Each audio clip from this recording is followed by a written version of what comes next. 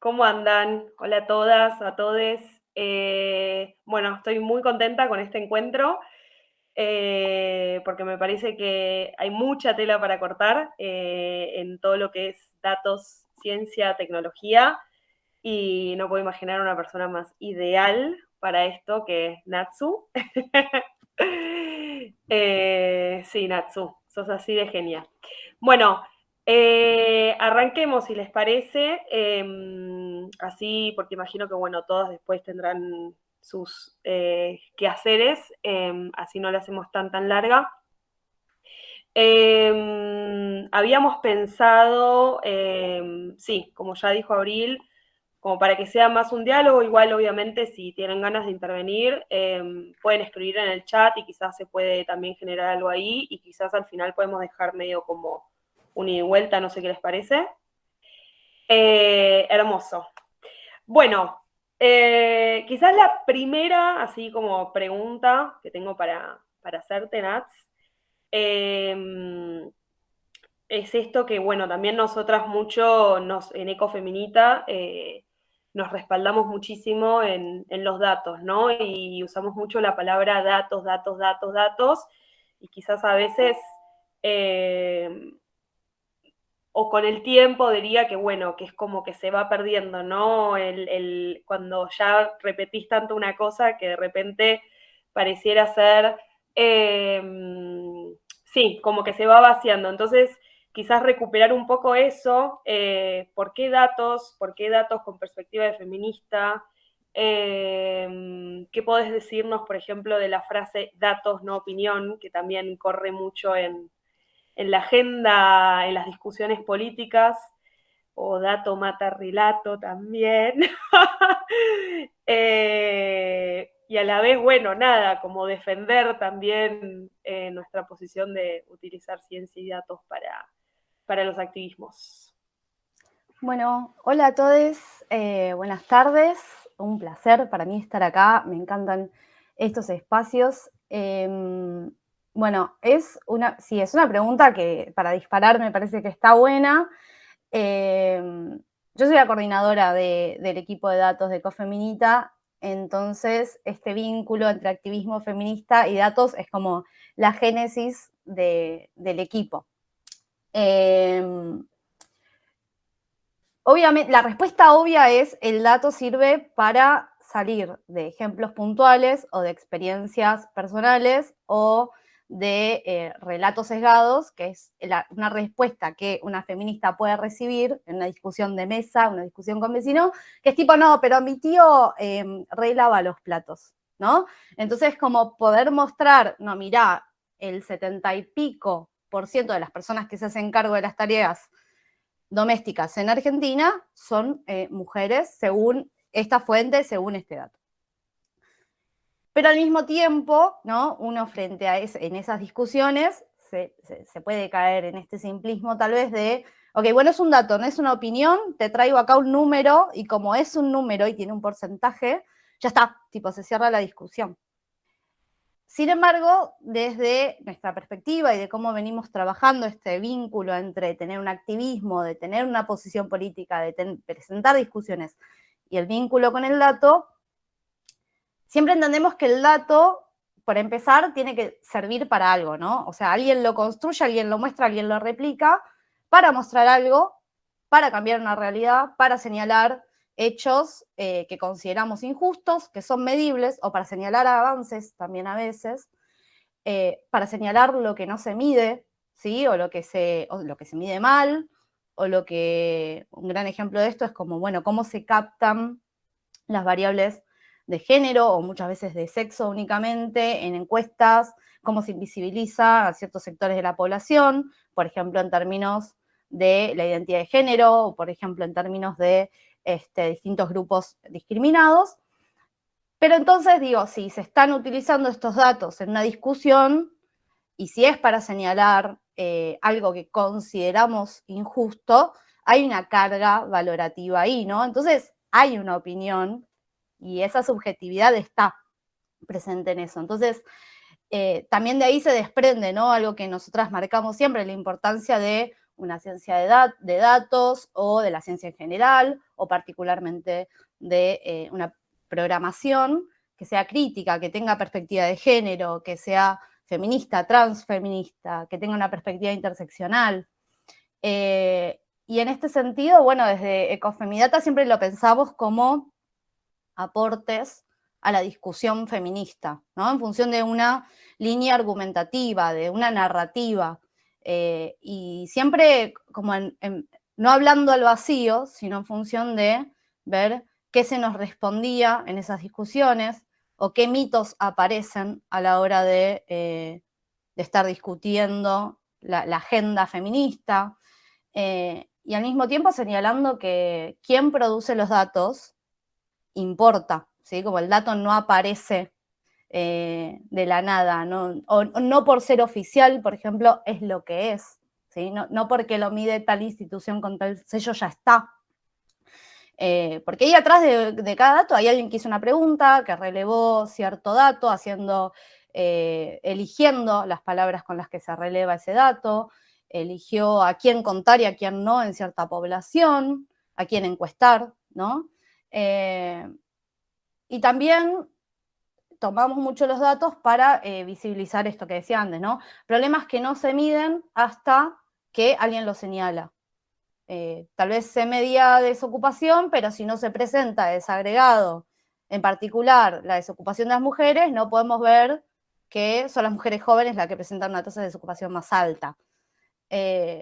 O también para acompañar reclamos y para presentar propuestas, que en el caso de Ecofeminita, por ejemplo, un gran ejemplo para mí es el de los proyectos de ley de menstruación, que están acompañados en su justificación con datos que justamente contextualizan el problema, que señalan qué datos no hay, qué datos los activismos pueden recolectar por sí mismos y construir al margen de las estadísticas oficiales. Entonces, como iría un poco por ahí.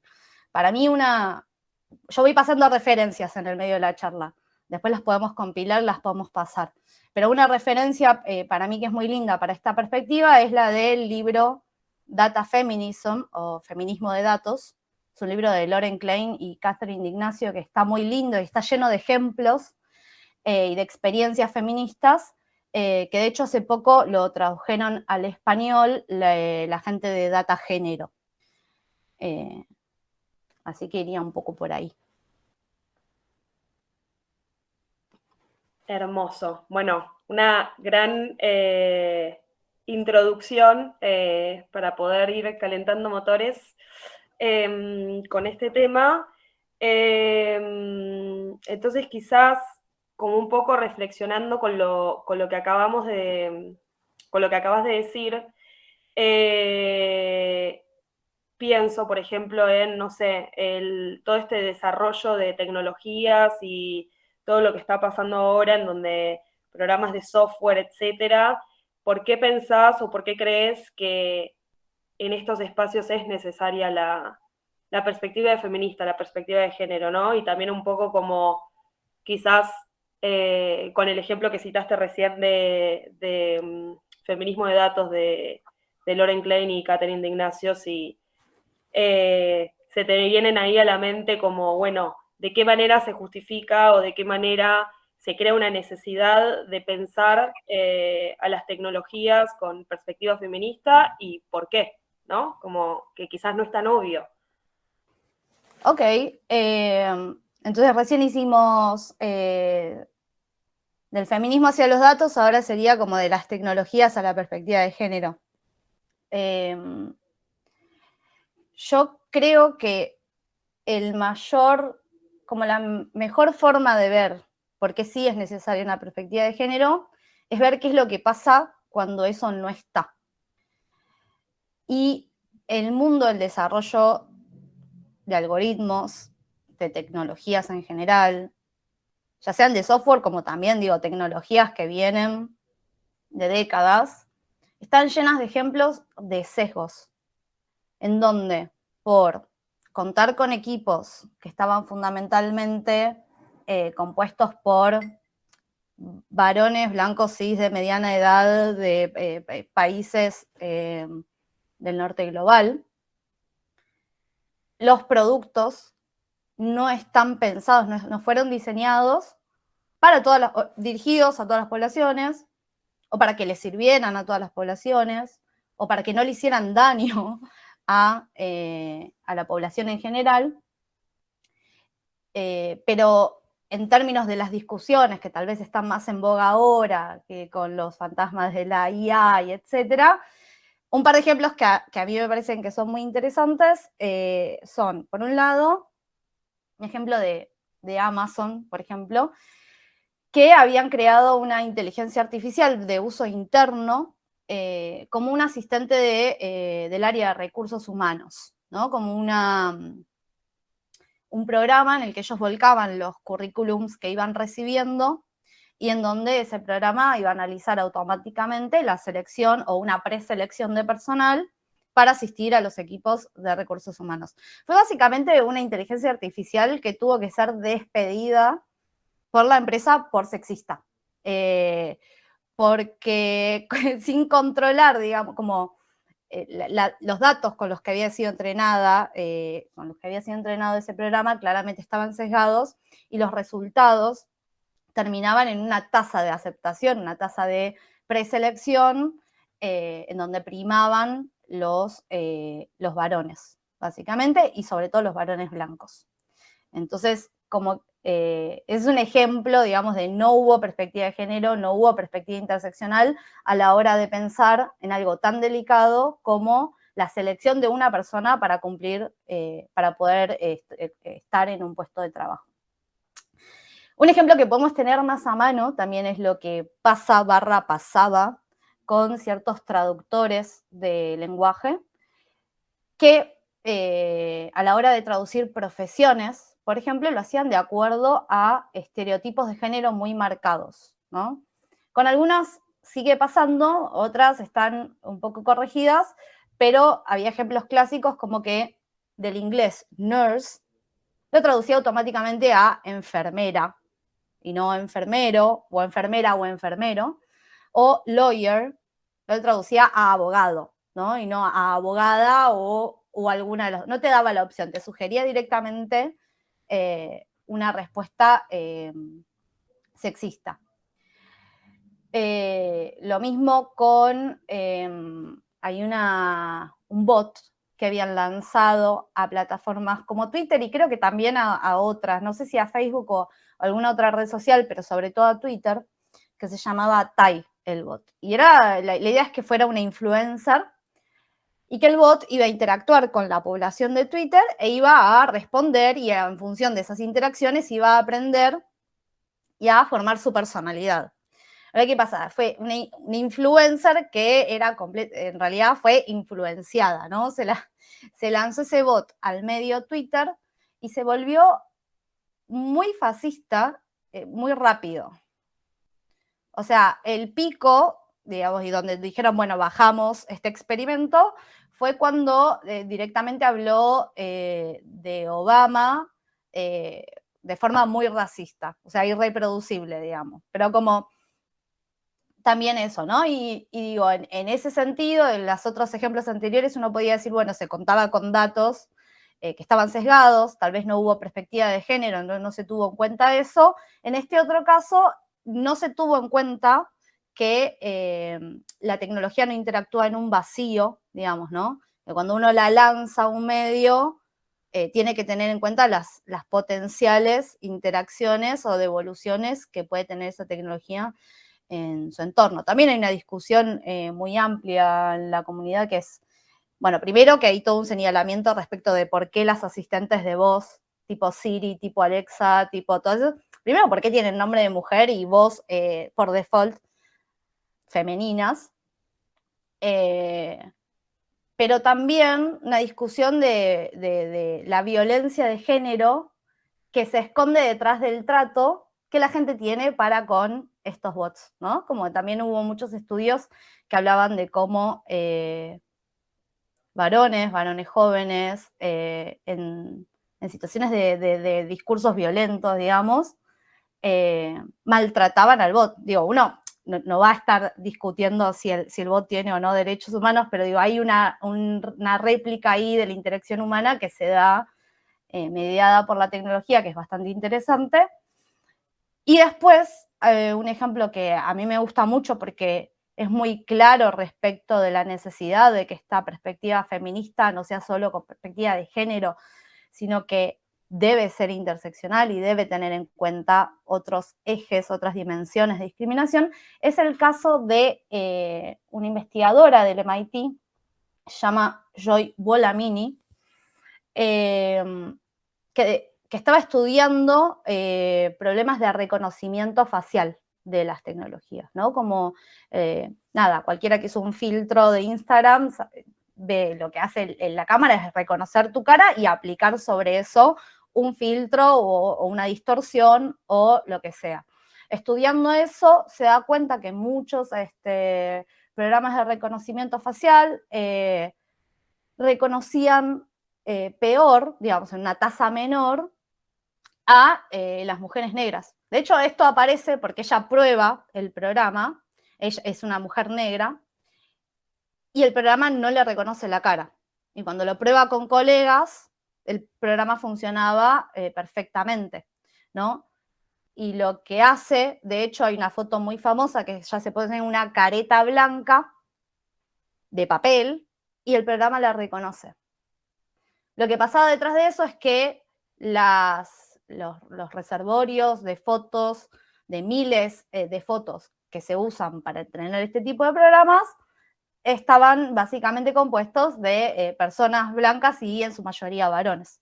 Entonces, ella presenta la tasa de reconocimiento de cómo tanto personas negras como mujeres tienen una tasa menor de reconocimiento facial y la intersección de ambas, digo, para las mujeres negras era aún peor, ¿no?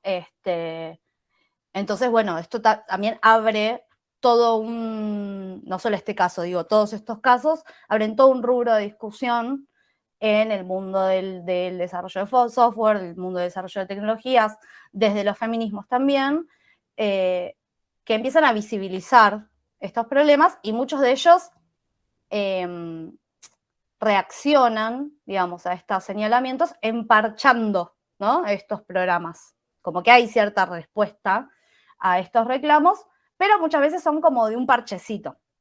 Frente a esta discusión, también algunos tipos, Jean LeCun, salieron a decir que el problema es de los datos, ¿no? Como que también hay una discusión que es esta, ¿no? Bueno, es un problema de los datasets de entrenamiento que me son dados, o son los que hay, y son los datasets con los que podemos entrenar estos modelos de inteligencia artificial, de machine learning. Ahí es como una excusa, ¿no? Como los equipos de investigación, los equipos de diseño no tienen la culpa, es un problema de los datos disponibles, ¿qué le vamos a hacer? Pero frente a esto también, obviamente, toda la perspectiva crítica responde, el cómo se usan los datos, el cómo se usa la información, importa. Que vos te preocupes de recolectar datos para entrenar un algoritmo que sea representativo, importa. Ahí hay una responsabilidad social, ética, incluso profesional en general de los equipos de desarrollo. Y el proceso de diseño, ¿no? Dicen muchas activistas feministas de este mundo, el proceso de diseño mismo puede ser feminista. Hay un ejemplo que en inglés se llama Feminist Chatbot Design Process, como proceso de diseño feminista hecho chatbot, y que hace, que es una guía, digamos, en algún punto, con ciertas preguntas que guían el proceso de diseño, ¿no? Como qué tipo de productos vas a hacer, para quién es, cuáles son los valores que presenta el equipo,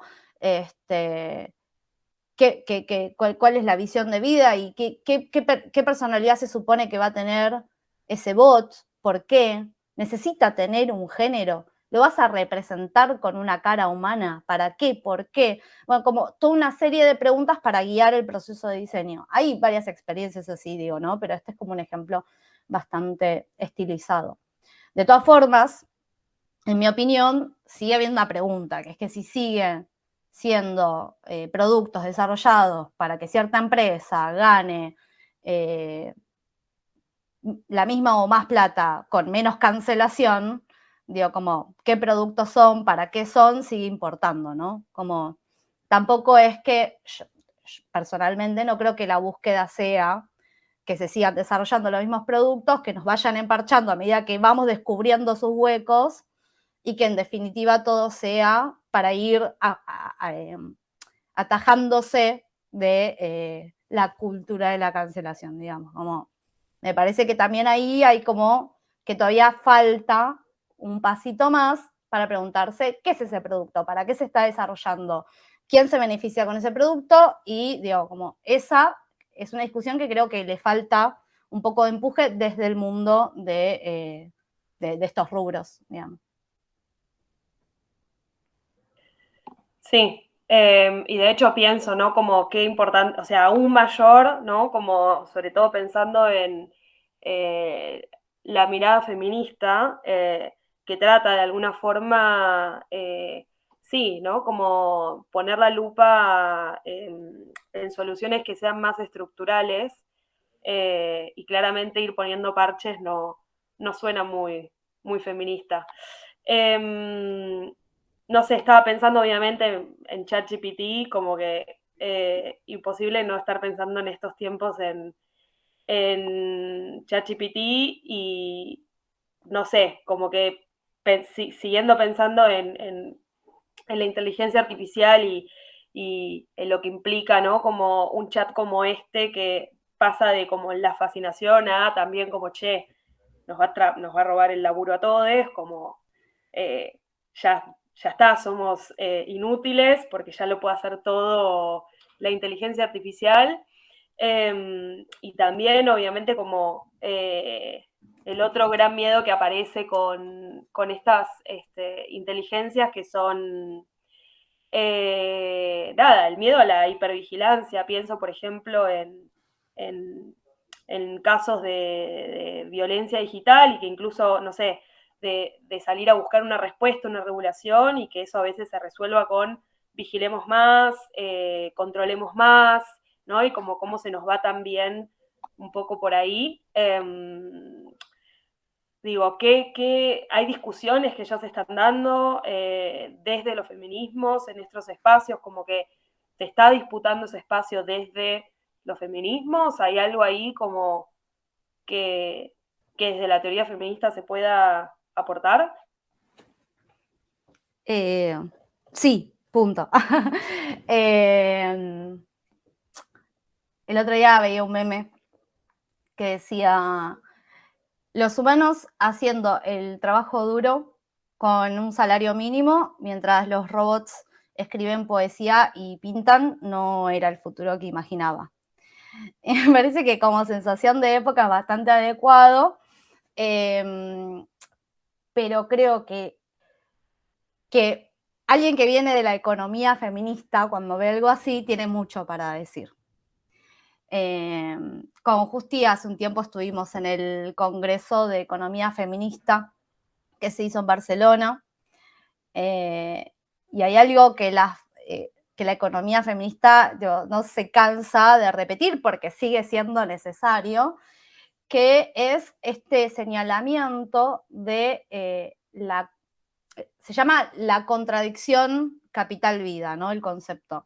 Pero tiene que ver con señalar el problema de que en el capitalismo lo que está en el centro de la relación social, lo que mueve todas nuestras relaciones, nuestra producción, la forma en que nos vinculamos, etcétera, tiene a la acumulación de capital en el centro y no la simple reproducción de la vida humana, no humana, etcétera.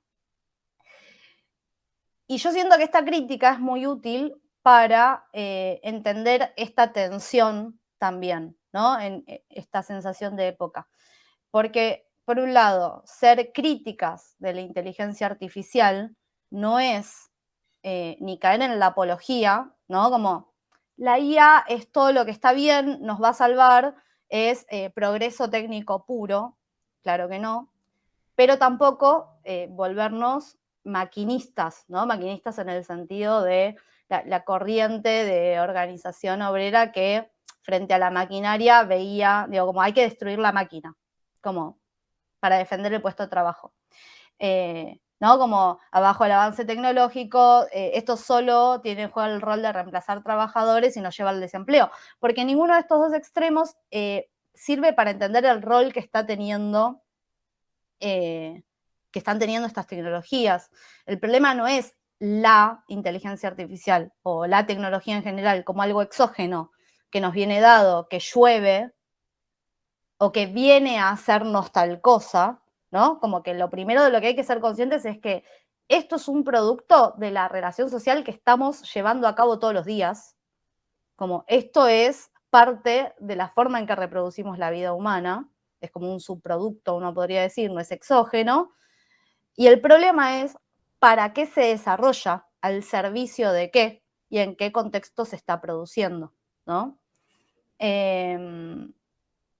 Obviamente en este contexto, y también yendo un poco a las discusiones que aparecieron en este congreso o que aparecen en distintos espacios feministas, se destacan preocupaciones como, ¿no? Vamos a ponerles nombre y apellido, el rol de las economías de plataforma en la superexplotación, la pérdida o el intento de pérdida, la negación del carácter de trabajadores por trabajar en estas plataformas, por trabajar de forma remota, por trabajar de forma tercerizada, ¿no? También al mismo tiempo, la distribución de los recursos y quién tiene la propiedad de Internet, ¿no? Como no olvidarse que si bien uno tiene esta sensación de que es una nube, ¿no? Todo está en la nube. No, ahí hay una materialidad, hay servidores, hay computadoras, hay cables que atraviesan abajo del océano. ¿Quién tiene la propiedad de esos medios? Está en juego, hace a las redes de poder que están detrás de todas estas tecnologías. La propiedad de los datos, cómo se están recolectando, cómo y quiénes los almacenan, qué control tenemos sobre esta propiedad. Bueno, son todas cosas que están en la agenda, digamos.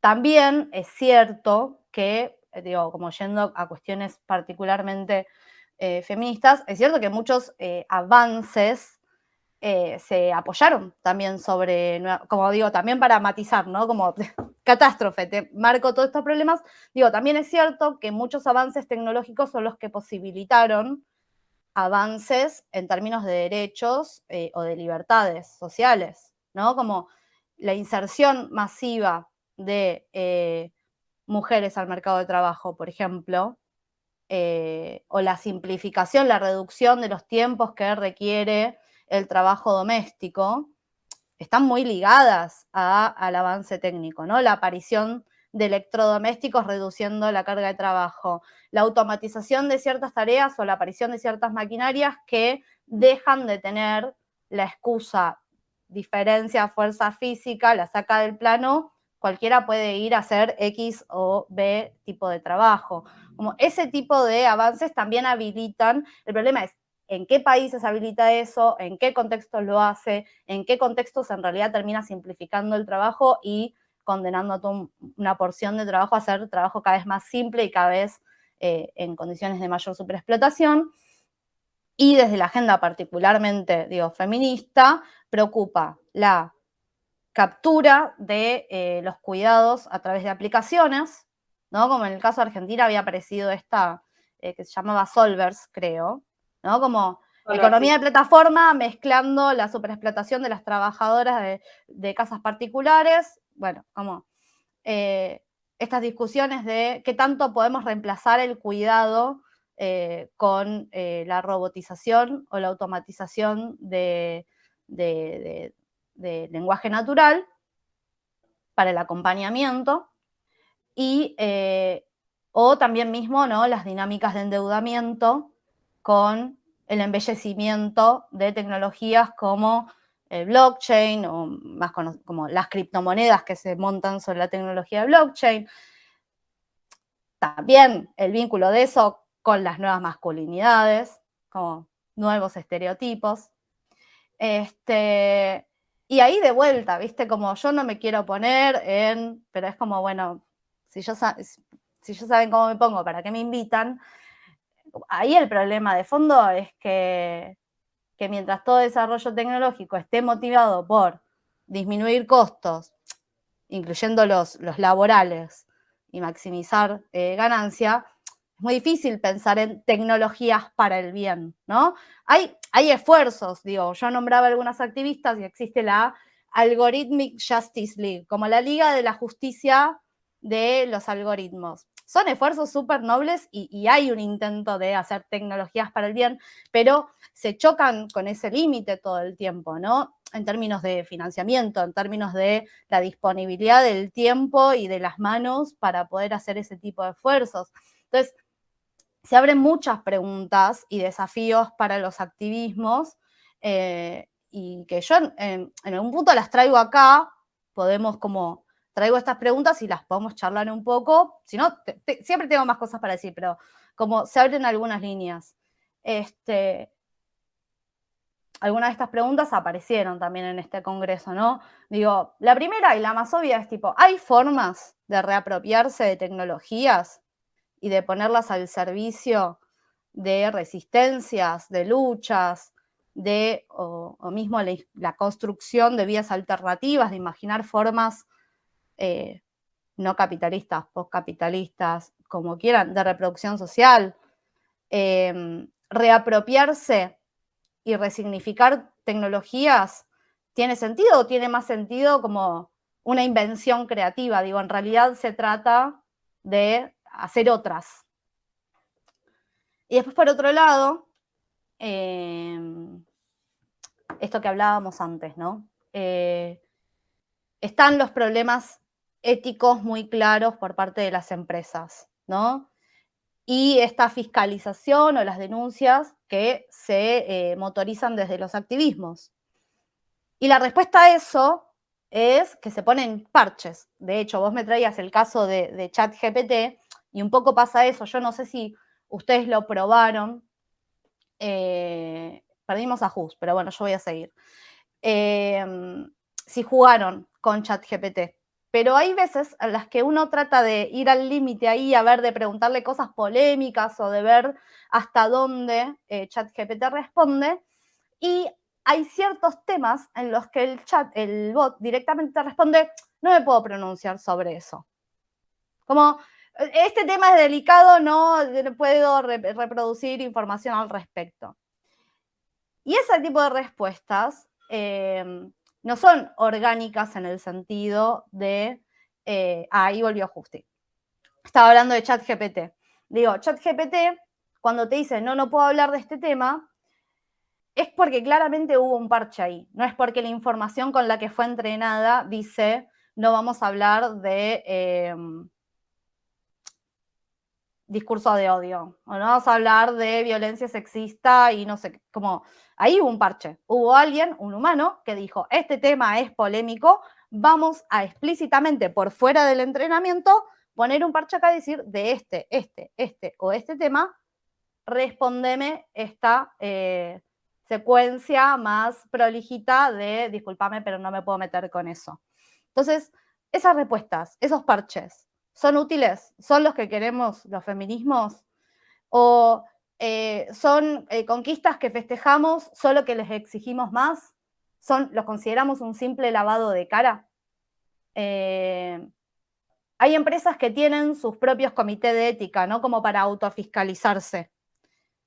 Pero a Timnit Gebru, que era la cabeza del equipo de ética de Google, la echaron a la primera que denunció.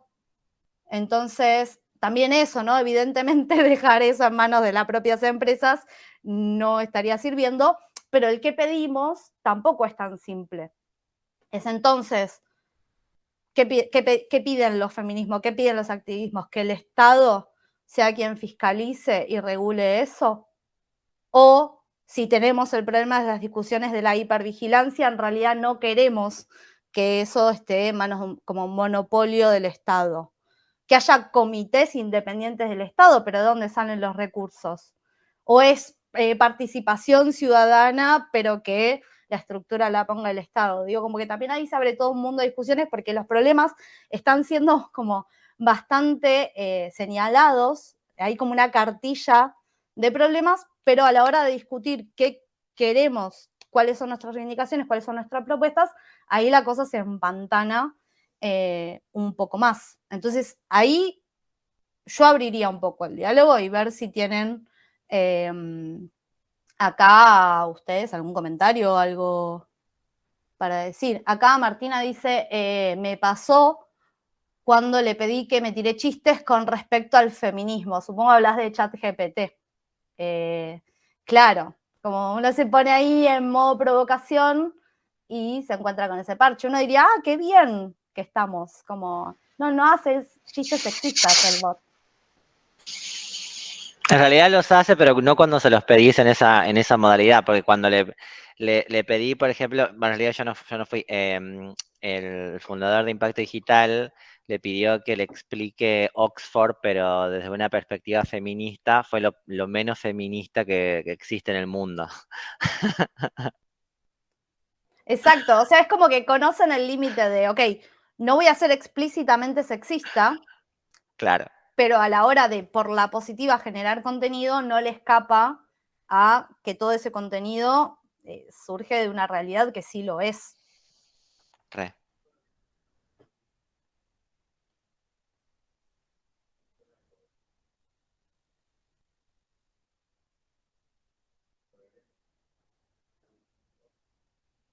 ¿Alguna tiene algún otro ejemplo, tal vez, de alguna experiencia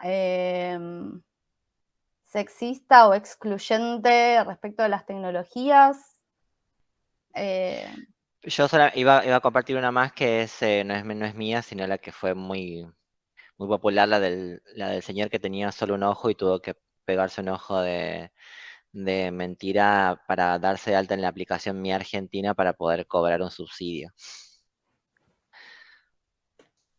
Exacto. No, hay un montón de esas tecnologías que no, o sea, no solo son excluyentes en ese sentido, sino también como que no tienen, como que cuando alguien las diseñó no estaba pensando en la población a la que está dirigido eso, ¿no? Como pienso en el chequeo de que estás vivo para las personas mayores o ese tipo de dispositivos que se supone que están hechos para alguien que justamente está en una posición en la que no le es tan fácil acceder a cierto servicio y en donde uno va y tipo por chequearla o por armar un dispositivo la termina complicando más. La del ojo ya es increíble, como que no exista eso, ¿no? Ahí atrás hay un equipo que no se paró a testear el producto pensando qué tipo de personas pueden llegar a estar utilizando este producto y cuáles eran los requerimientos físicos que estaba teniendo esa aplicación. O sea, como no hay posibilidad de que alguien, no sé, no tenga una mano, de que no tenga un ojo, de que como el nivel de flexibilidad.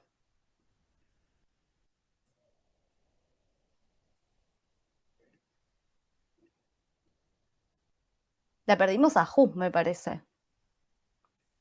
Acá estoy, perdón, estoy con un problema que me quedé encerrada en el cuarto en el que estoy. Estamos tratando de solucionarlo, por eso ando como que voy y vengo, pero estoy. No, vos tranquila, entonces, amiga, no pasa nada.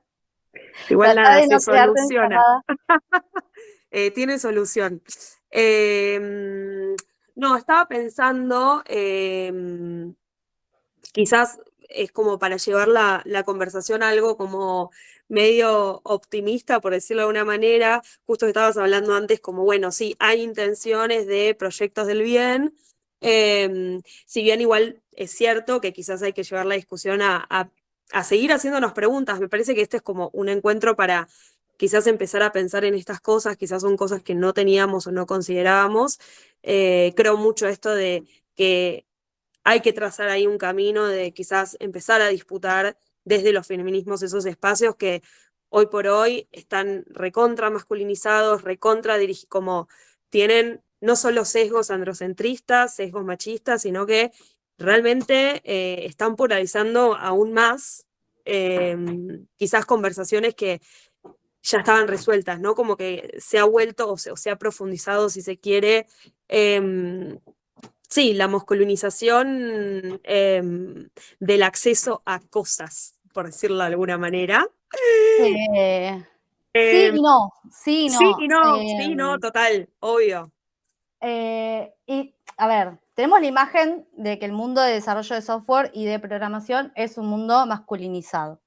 Y lo es, tipo, estadísticamente lo es un rubro masculinizado.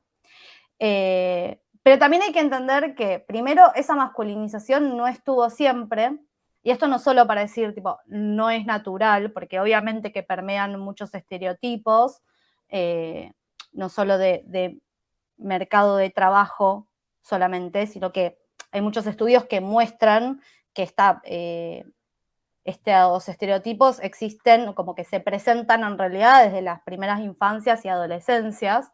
Me hace pensar en un estudio de la Fundación Sadowski, ¿no? Que hablan de la diferencia del uso de computadoras en niñas, en niños, en el primario, el para qué las usan, como el rol de los videojuegos también ahí. Y eso forma la representación de qué trabajos son de mujer, qué trabajos son de varón. Pero, por ejemplo, la intersección entre matemática y computación en sus orígenes estaba copada por mujeres.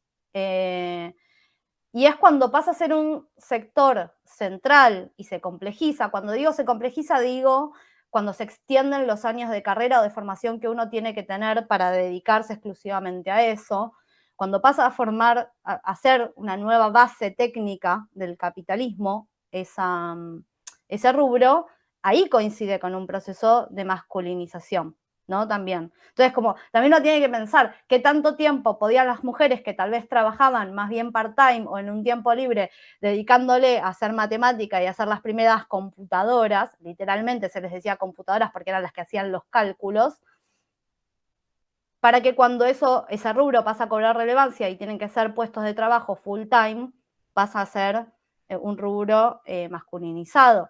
Eso no quita que haya momentos en los cuales haya más potencia histórica o como más permeabilidad para que ciertos sectores de la población accedan y se inserten en estos espacios.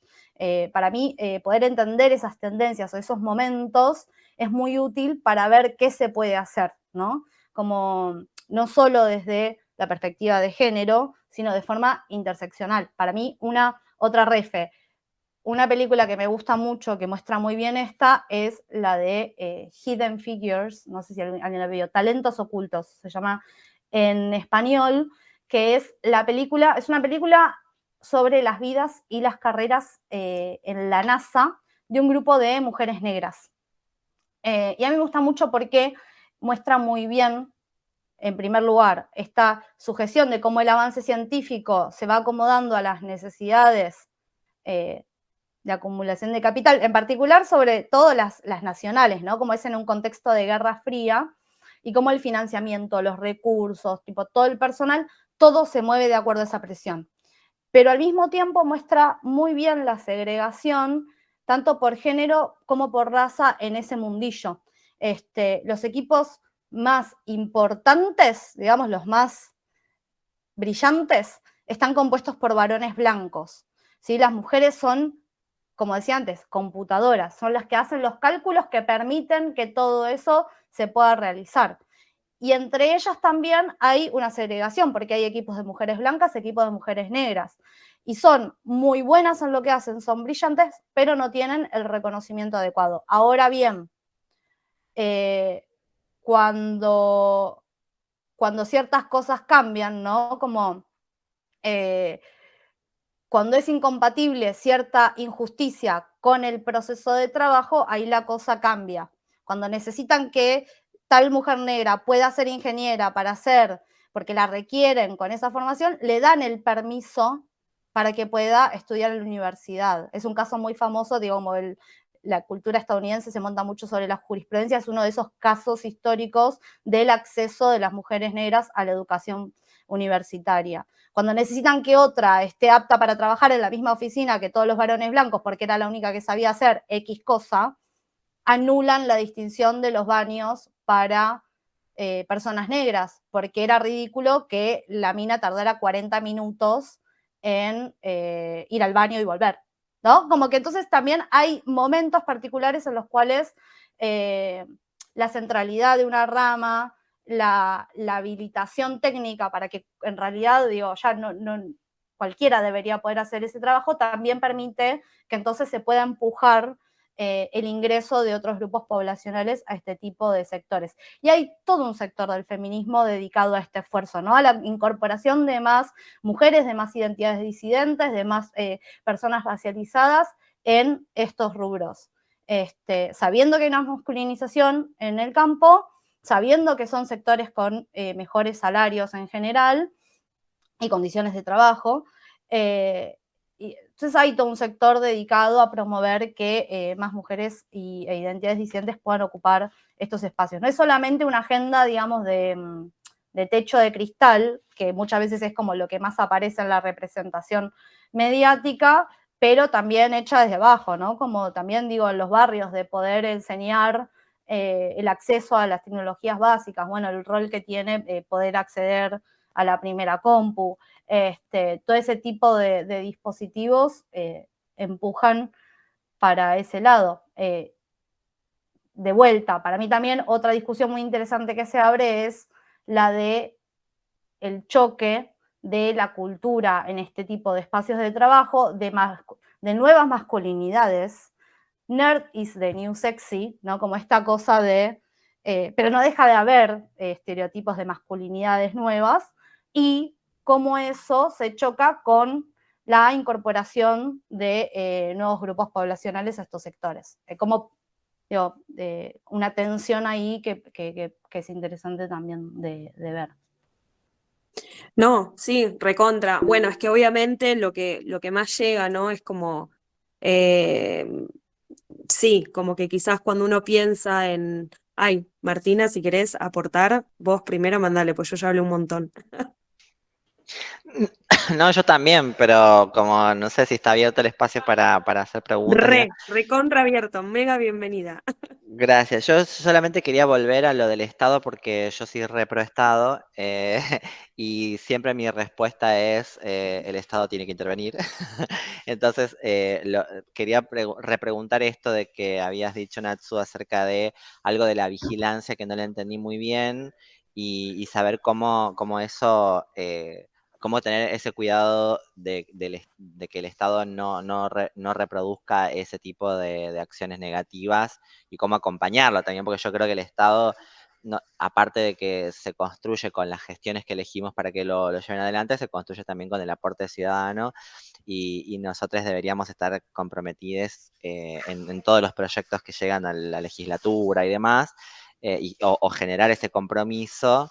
Entonces, nada, preguntarte qué es lo que veías vos ahí acerca del control y del riesgo que tiene de que el Estado tome esa, como, nada, esos controles en las empresas. Ese tono en la discusión viene mucho de lo que se vio en los últimos años, particularmente, por ejemplo, en China, respecto de la utilización de reconocimiento facial para el scoring o asignación de puntaje para cuestiones básicas de ciudadanía, ¿no? Como cruzas mal la calle, te resta un punto para, no sé, acceder a una hipoteca. Digo, como un nivel de centralización en donde el mecanismo de vigilancia con la utilización de software está muy instalado. Otro, digo, tiene por un lado eso y las resistencias o las movilizaciones, de hecho, también desarrollaron tecnologías de contraespionaje, en el sentido, no sé si vieron las movilizaciones, pero muchas eran usando rayos láser para confundir, utilizando, bueno, mascarillas, no solo por COVID, sino para evitar el reconocimiento facial. La Algorithmic Justice League, que les decía antes que está esta investigadora, Joy Buolamwini, tiene un taller que es de drag contra vigilancia, digamos, una cosa así, que es como la utilización del maquillaje y el arte de drag para confundir a los dispositivos de vigilancia. Como que también, digo, por el otro lado también están esas contraculturas. Pero la preocupación va un poco en ese sentido, ¿no? Como no en la dicotomía mercado-estado, que para mí, digo, como no es tal, sino más bien por los riesgos de caer en una monopolización de la vida en manos del Estado, y no en un sentido de, bueno, de simple centralización de la vida, estamos más organizados, sino eso al servicio de la represión, por ejemplo, o eso al servicio de la coerción de libertades, como viene por ese lado, no por justamente, como es el otro extremo en el que se puede caer si nosotros dejamos que todo, absolutamente todo, lo digite el Estado en términos de la fiscalización de las empresas, por ejemplo, ¿no? Como son los dos contrapuntos en los que va pendulando esa discusión. No significa que a mí me cierre ninguna de esas dos, digamos, como creo que las experiencias más interesantes podrían darse si, de hecho, de vuelta, vuelvo con menstruación, ¿no? Desde los activismos feministas, sobre todo latinoamericanos, hay toda una experiencia de que hay muchas cosas, muchas necesidades o injusticias que se identifican y que se van emparchando desde abajo, ¿no? Como que trazamos redes de socorristas para garantizar el derecho al aborto, con el uso de tecnologías adaptadas a esa necesidad. Bueno, ni que hablar los comedores populares. Digo, como hay un montón de necesidades que se van emparchando así, pero que al mismo tiempo le exigen al Estado, che, estamos haciendo lo que en realidad tendría que estar funcionando de esta otra forma y donde el Estado debería cobrar esta centralidad o debería estar pagando el salario de las cocineras de comedores populares, debería estar garantizando el acceso al aborto legal en los hospitales, debería, etcétera. Un caso, por ejemplo, es el de menstruación también, ¿no? Como hay todo un activismo menstrual que surge para señalar que ahí hay injusticia económica, injusticia del acceso a la salud, a la educación, etcétera, y que en los momentos en los que el Estado empieza a estar, deja de reconocer que todo ese activismo estuvo ahí todo ese tiempo haciendo todo ese trabajo. Entonces, la exigencia de la presencia del Estado no quita que una diga, bueno, pero es toda esta gente la que viene señalando este problema hace tiempo, entonces debería participar de la discusión, de la implementación y etcétera. Creo que sería interesante que se pudiera dar de esa forma el control, la fiscalización de las empresas en términos éticos, ¿no?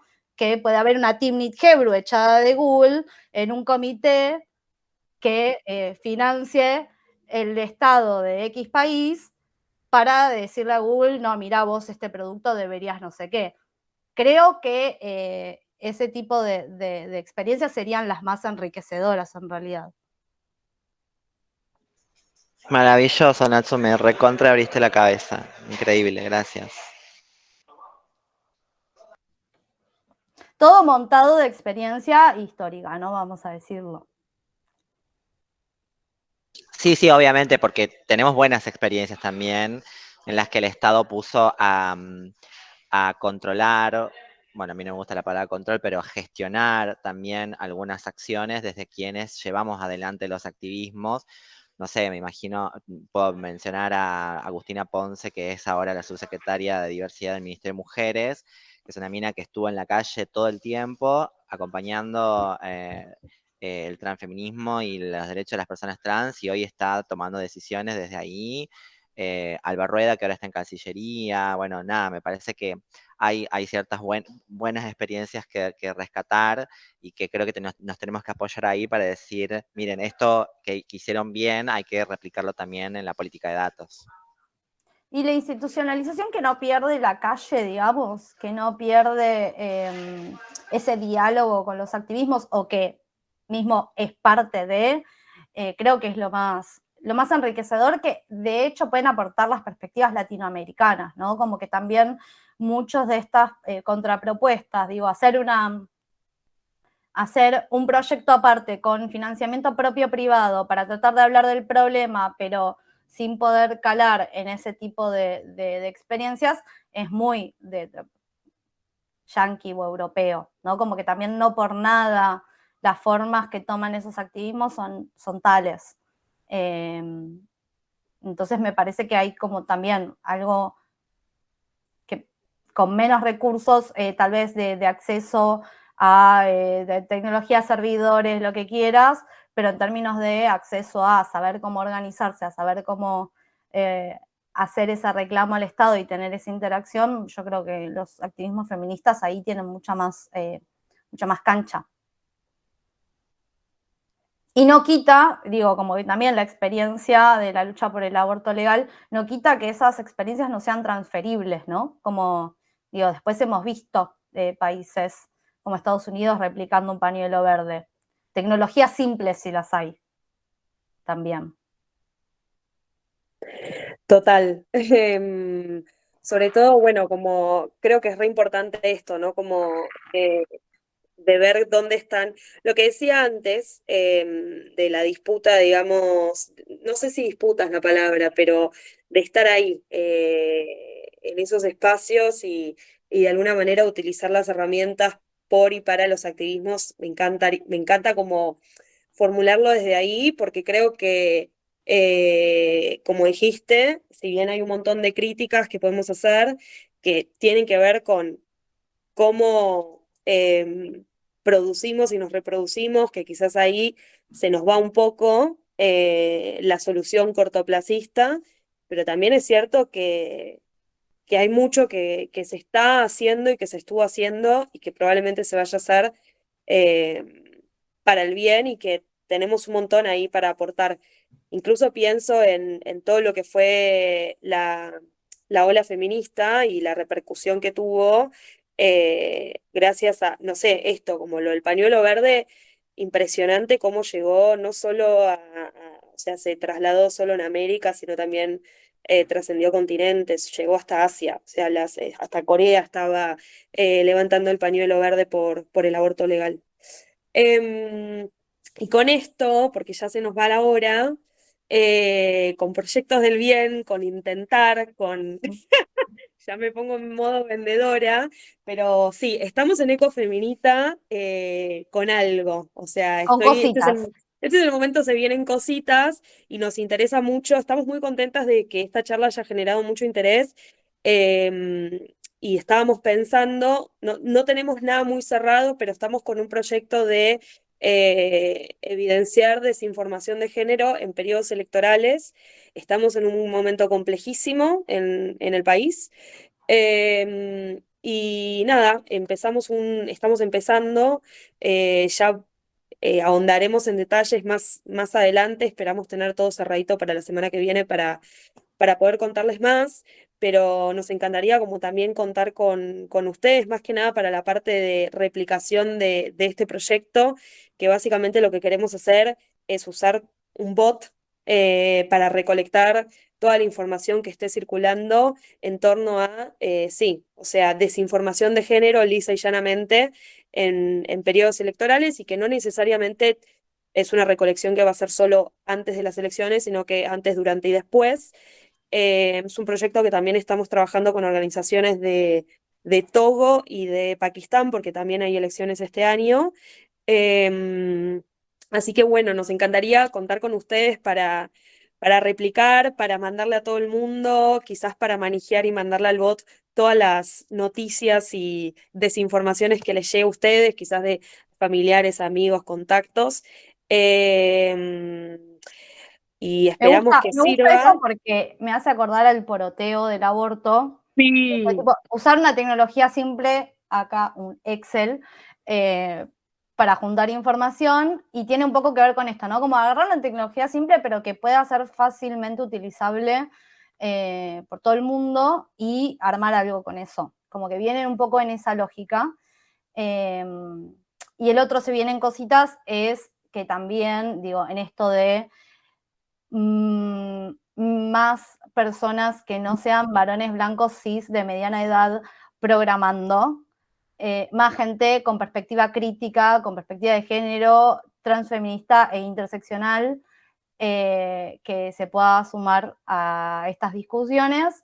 Está en octubre, el 9 de octubre, que va a empezar el curso de programación y feminismo, que tuve el agrado de editar, pero que van a dar Laia Domenech, que es la otra coordinadora del área de datos de Cofeminita, es la que hizo la app de cuánto te cuesta menstruar y acaba de publicar un preprint de un paper aparte sobre análisis de discursos de odio en redes sociales.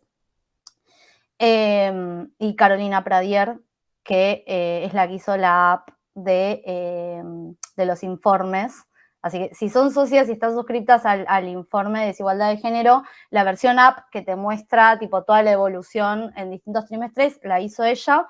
Son muy capas y la gracia es aprender desde cero a programar con R, con todos ejemplos feministas. Está bueno el curso.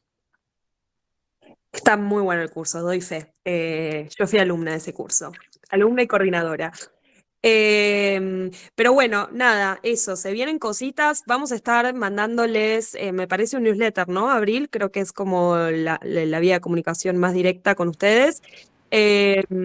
Y queremos que eso, que la tecnología que desarrollemos sea bueno, no la desarrollamos nosotras, la desarrolla otra organización, pero que sea lo más simple posible y estamos como trabajando ahí en eso como para que sea tan simple como enviarle por un mensaje por WhatsApp o un bot y que nosotras después podamos recolectar esa información y clasificarla, etcétera. La aplicación que mencionaba Natsu es una aplicación de nuestra área de datos que se llama Ecofemidata, lo encontrás en nuestra página www.ecofeminita.com y básicamente lo que es esa aplicación es la serie, digamos, a lo largo de los años de los datos que publicamos en nuestro informe La desigualdad de género se puede medir. Quizás dije muchas cosas, fue muy mareante, pero si te interesa, sí, pispeate nuestros informes que están buenísimos. Humildad, cero ella. Pero la verdad es que están muy buenos, tienen mucho trabajo y mucho esfuerzo encima. Las dos profes que acaban de mencionar, Natsu, son también muy, muy genias. Las tesis de grado que se han escrito con esas apps. Sí, total, han ayudado mucho, lo que no nos ha dado INDEC. Así que bueno, nada, queremos seguir compartiendo con ustedes. Obviamente, si quieren dejarnos mensajes, siempre está el mail y les vamos a estar avisando con novedades. Estoy muy contenta de que hayamos tenido este encuentro y que se hayan sumado tantas personas. Así que muchas, muchas, muchas gracias. Muchas gracias a vos, Natsu. Sos una genia absoluta. El espacio, amén. Gracias por compartirnos tanta brillantez.